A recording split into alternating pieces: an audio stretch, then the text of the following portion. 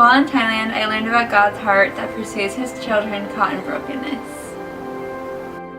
You're the God of this city. You're the King of these people. You're the Lord of this nation. Thailand gave me a lot more confidence in myself and was able to let me show other people that confidence that they can have in themselves too. You're the hope to the hopeless. You're the peace to the restless. You are. So Thailand was very epic, and it was just amazing how even though there was so much darkness and sadness within the city and the people, God spoke to me personally about that nation, about revival, and there was just so much hope and light to be seen. Greater things still to be done in this city. So yeah, I just learned that it's all up to God. He's the one in control. He's the one who can bring reform and redemption.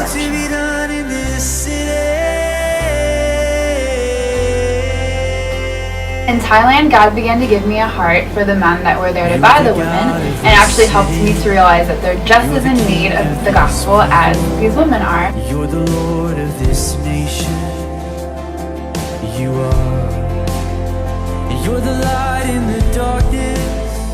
You're the hope to the hopeless. You're the peace to the restless. You are.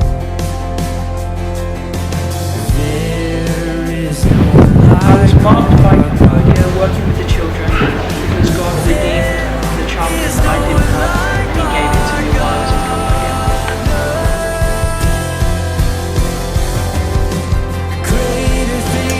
Cambodia gave me depression and diarrhea.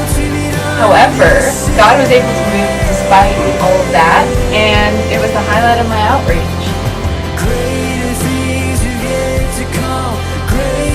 So, God is teaching me so much about how we're loving these children in a way that they've never probably been loved before, and being able to extend love to them, and to just be able to call out their true identity as sons and daughters.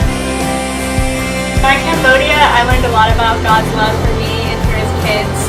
I honestly don't think I've loved anyone as much as I've loved those kids in Cambodia, and it's just incredible how much more God loves us.